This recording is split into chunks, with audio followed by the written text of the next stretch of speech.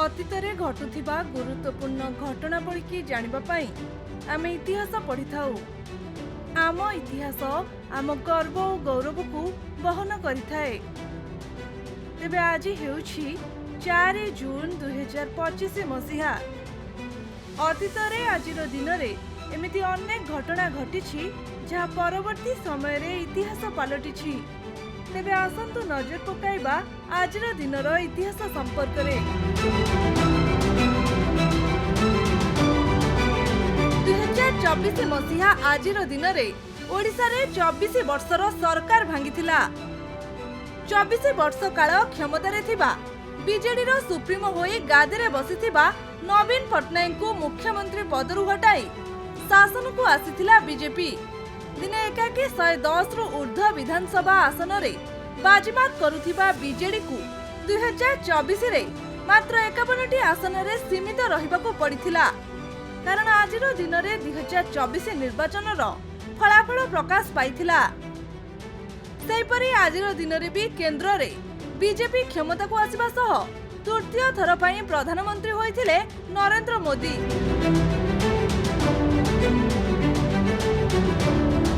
ଆଜି ହେଉଛି ନୂତନ ସରମତ ବାହାଲଙ୍କର ଜନ୍ମଦିନ। ସେ ଥିଲେ ବଲିଉଡର ଜଣେ ଜଣାଶୁଣା ଅଭିନେତ୍ରୀ। ତାଙ୍କର ଜନ୍ମ ଆଜିର ଦିନରେ ହୋଇଥିଲା। ନୂତନ ସରମତ 4 ଜୁନ୍ 1936 ମସିହାରେ ବମ୍ବେର ଏକ ମରାଠୀ ହିନ୍ଦୁ ପରିବାରରେ ଜନ୍ମଗ୍ରହଣ କରିଥିଲେ।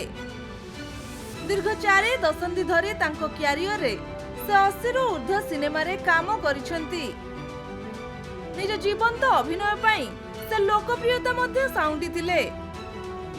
ଶ୍ରେଷ୍ଠ ଅଭିନେତ୍ରୀ ପାଇଁ ସେ 5 ଥର ଫିଲ୍ମ ଫେୟାର ପୁରସ୍କାର ଗ୍ରହଣ କରିଛନ୍ତି।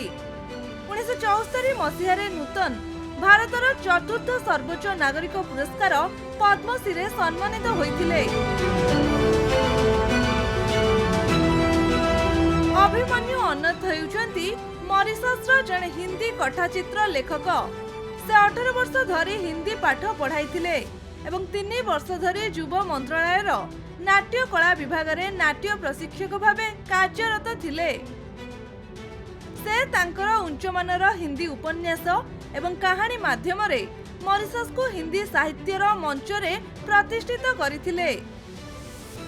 ଅଭିମନ୍ୟୁ ଅନନ୍ତ ଏକ ଗରିବ ପରିବାରରେ ଜନ୍ମଗ୍ରହଣ କରିଥିଲେ।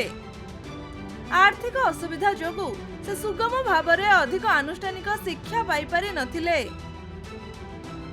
କିନ୍ତୁ ତାଙ୍କର କଠିନ ପରିଶ୍ରମ ଦ୍ୱାରା ସେ ପ୍ରସିଦ୍ଧ ଲେଖକମାନଙ୍କ କୃତି ପଢ଼ି ନିଜ ଲେଖାର ଦକ୍ଷତାରେ ପ୍ରମାଣ ଦେଖାଇଥିଲେ। ସେ ଜଣେ ସଚେତନ, ପ୍ରତିବଦ୍ଧ ଏବଂ ପରିଶ୍ରମୀ ଲେଖକ ଥିଲେ। ତେବେ ଦୁଃଖର ବିଷୟ ଏହା ଯେ ଆଜିର ଦିନରେ ଅର୍ଥାତ୍ 2018 ମସିହା ଜୁନ୍ 4 ତାରିଖରେ ସେ ମୃତ୍ୟୁବରଣ କରିଥିଲେ। ଆଜି ହେଉଛି ଅନ୍ତର୍ଜାତୀୟ ନିରୀହ ଶିଶୁ ଆକ୍ରୋଶ ଦିବସ। ଏହି ଦିବସକୁ ଆମେ ପ୍ରତିବର୍ଷ ଜୁନ୍ ମାସ 4 ତାରିଖରେ ପାଳନ କରିଥାଉ। ଏହା 19 ଅଗଷ୍ଟ 1982 ମସିହାରେ ପ୍ରତିଷ୍ଠିତ ହୋଇଥିଲା।